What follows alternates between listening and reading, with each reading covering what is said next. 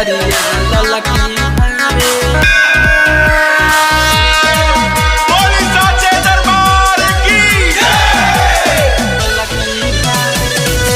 चुनरिया ललकी भावे।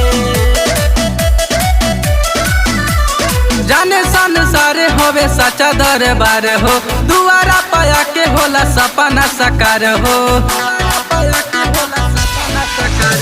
जाने संसार होवे सच्चा दरबार हो, दुआरा पाया के होला सपना साकार हो।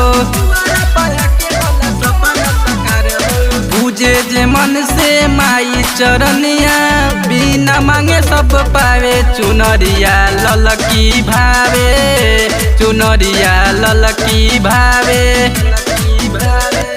खुश होली ओकरे पे माई, अढ़ौल फूल जे चढ़ावे। चुनरिया ललकी भावे, चुनरिया ललकी भावे।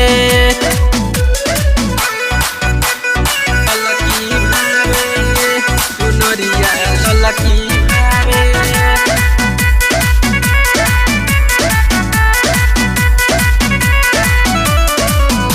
शोभे मुकुटवा माई के, मुहवा लगेला चुन मुनिया। अढ़ौल के फुलवा भावे, पायल से शोभेला चरनिया। ए भैया लोगवा कहेला महारानिया, अरे ए भैया लोगवा कहेला महारानिया। माई हई हो माई हरदम, माँ के फरज निभावे। चुनरिया ललकी भावे, चुनरिया ललकी भावे।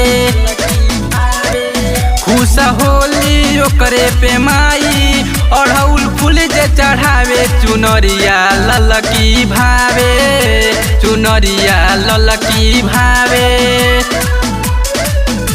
चुनरिया ललकी भावे, चुनरिया ललकी भावे।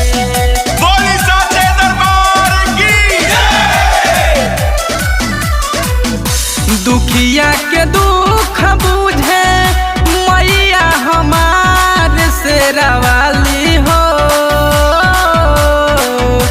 आवे जे दुआरा पे, जाला नहीं उ त खाली हो।